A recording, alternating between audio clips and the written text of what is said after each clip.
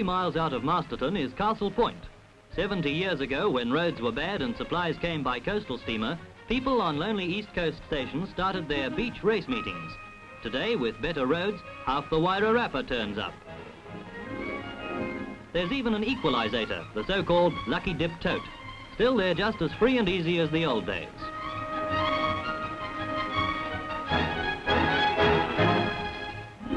A beach cottage veranda is the rider's weighing room. The minimum weight allowed by the steward of the bathroom scales is 9 stone 7. Well, the tide's gone out on time, so once around the birdcage, you can tell it's a birdcage by the sand on the floor, and out to the beach. Here's a surprise, Sir Willoughby Norrie, the Governor-General, just in time to see all 7 races run in quick succession before the tide comes in again.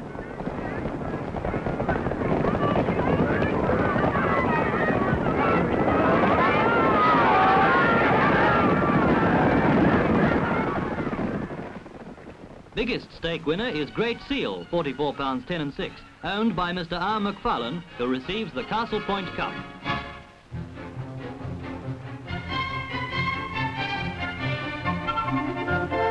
The 1957 season for the Parade of Homes opens in Invercargill in March with 11 houses. Canny Southlanders looking for value queue up at this house, which cost £2,700 to build and has an area of 1,060 square feet. The section is extra. With an area of 1,100 square feet, this house and its section cost £4,075.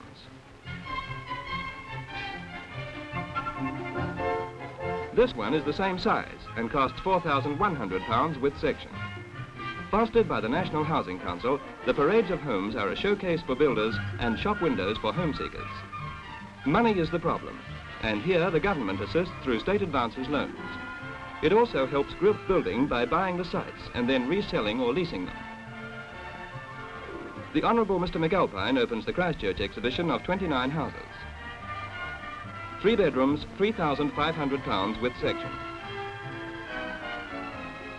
2 bedrooms, £3,250 with section. 2 bedrooms, £3,670 with section. There's something to interest everybody, especially small boys. 2 bedrooms and sunroom, £4,000 with section. Wellington's first parade of homes on a ridgetop overlooking Cook Strait draws big crowds. 3 bedrooms on a flat site, £3,200 with section.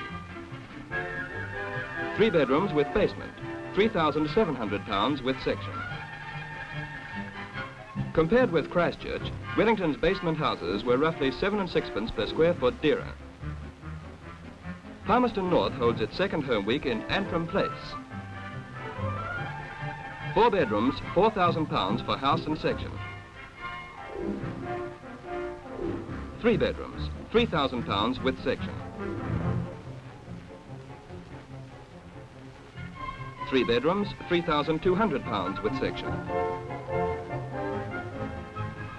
In opening Hamilton's Parade of Homes, the Minister of Housing, the Honourable Mr. Eyre, said that these parades show that good family homes can be built at reasonable prices.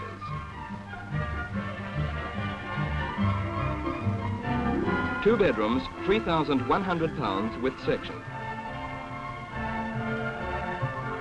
3 bedrooms, £3,400 with section.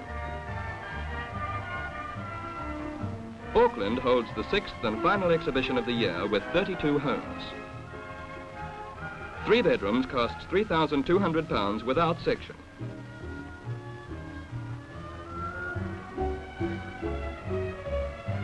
Two bedrooms, this ranch-style house, £3,500 without section. 2 expandable houses are the design of the Ministry of Works. The ground floor only is completed, and the upstairs interior can be finished when the family gets bigger. Throughout the country, home seekers have been able to compare styles and prices. They've been able to see what their money can buy and get an idea of the home they'd like.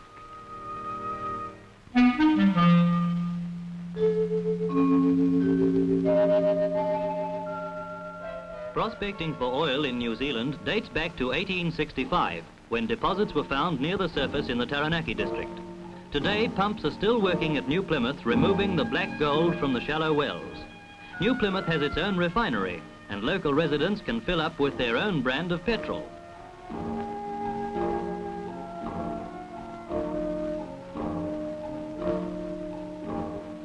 Today, another oil search is underway in Taranaki, financed by New Zealand oil companies. Along a 100-mile line, test bores are being drilled every 700 yards to find out what lies beneath the surface. Whether the ground is hard or soft determines the type of bit that's fitted to the drill. No oil is expected from these bores, they're merely shot holes for explosive charges. It's the first stage in trying to discover whether oil does lie thousands of feet below. A stream of mud is squirted through the bit, both to cool the drill and to bring up samples of rock from below the ground. As the drill goes down, the mud is forced to the surface.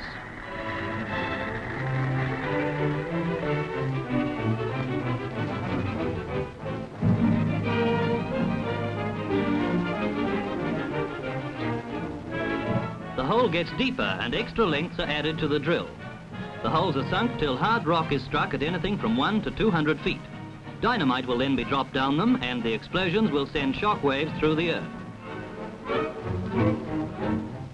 As soon as the bore is finished, the charge is laid.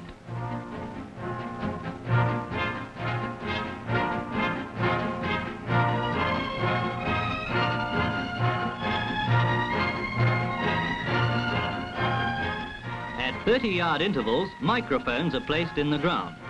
These will record the shock waves. Wires are connected in the field and to the controlling van, and everything's ready.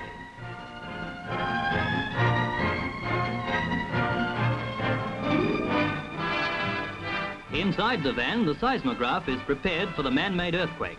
The explosion will be underground and only the water which confines the charge will be thrown up.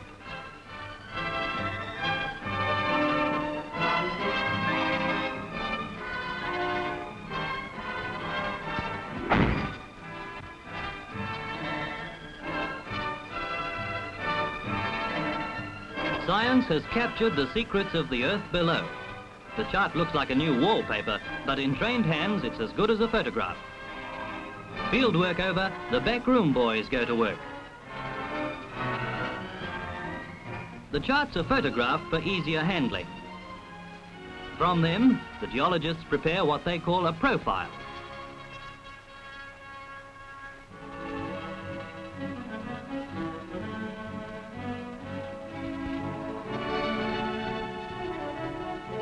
From the profile, they draw a map of the layers of rock beneath the Earth's surface. This will show the underground hills and valleys where oil might be found. Then comes the problem: to drill or not to drill. The survey itself is costing £1 million, and one deep bore can cost another $250,000. Next year, the scientists hope to have the answer as to whether or not oil is likely to be found.